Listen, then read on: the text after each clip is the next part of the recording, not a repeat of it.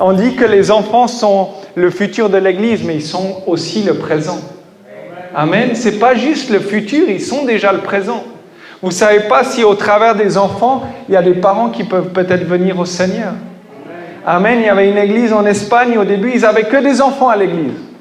Et les enfants, ils ont commencé à amener les parents petit à petit. Les parents, ils venaient. L'enfant, il a fait une activité. Oui, venez, on va faire une activité. Et les parents venaient, ils s'intéressaient, ils venaient pour le culte. Et ils entendaient la parole, et petit à petit. Donc, ils ne sont pas juste le futur, ils sont même le présent. À nous de travailler dans le présent de nos enfants. À nous de travailler en eux pour que dans le futur, nous puissions voir une église remplie de la présence du Seigneur. Que nous puissions voir des enfants louant le Seigneur, levant les mains au Seigneur. Que nous puissions voir des enfants remplis du Saint-Esprit et parlant dans de nouvelles langues. C'est ce qu'on veut voir. Mais on a un travail important à faire. On ne peut pas attendre que ça se fasse. On ne peut pas espérer que les choses arrivent comme ça. Il y a un travail à chacun des parents à faire. Amen.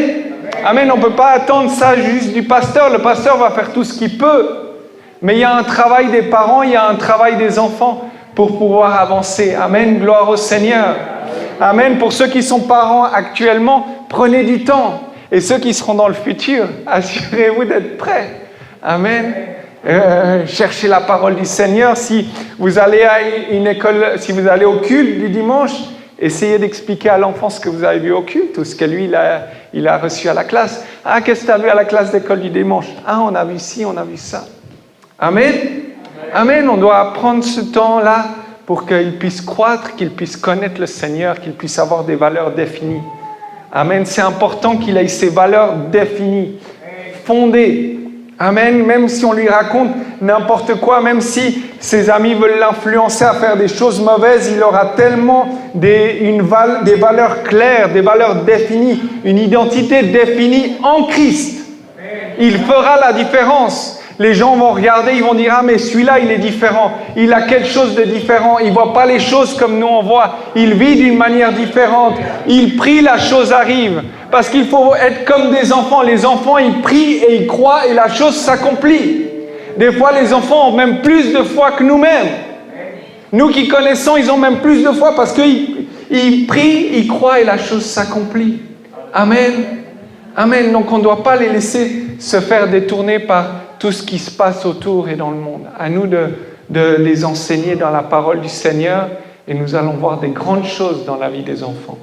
Nous allons voir des grandes choses dans l'Église. Amen. Prendre du temps pour les enfants donne le futur d'une Église glorieuse, donne le futur d'une Église merveilleuse. Et peut-être que eux, dans leur école, là où il y a des enfants qui souffrent, là où il y a des enfants qui sont déprimés, parce qu'on voit maintenant des enfants même déprimés, eux peuvent faire une différence dans la vie des autres enfants qui les entourent. Ils ont dit « Ah, oui, j'ai plein de problèmes, ça ne va pas à ma maison. » Et l'enfant, il peut dire « Ah oui, mais moi, je connais quelqu'un. Je connais Jésus. » Et ça arrive, et on voit, et les gens « Ah, c'est qui ce Jésus ?» Amen. Si on enseigne bien les enfants, ils peuvent être un exemple. Et même les adolescents, ils peuvent aider les gens qui les entourent. Ils peuvent aider les autres jeunes de leur âge.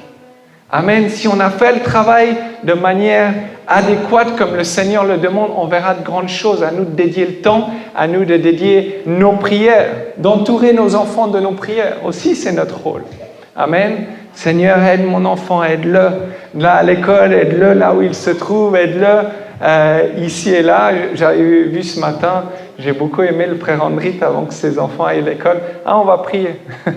Ils prient avec les enfants et après ils vont à l'école. C'est des bonnes choses, c'est des bonnes habitudes qu'on inculque et eux ensuite vont le répéter. Amen. Amen, c'est notre rôle. C'est notre rôle en tant qu'Église, c'est notre rôle en tant qu'enfant de Dieu.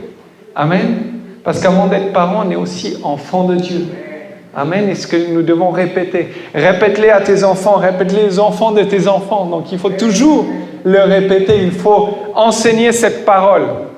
Amen, d'une manière qu'ils puissent comprendre et d'une manière qu'ils puissent être changés. Parce que cette parole, elle est esprit et vie. Elle n'est pas seulement esprit et vie pour les adultes.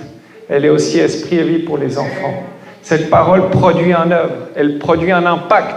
Quand elle est envoyée, elle produit quelque chose. Et si nous le faisons, si nous leur enseignons, si nous leur parlons de Dieu, Dieu va faire une grande chose dans leur vie. Amen.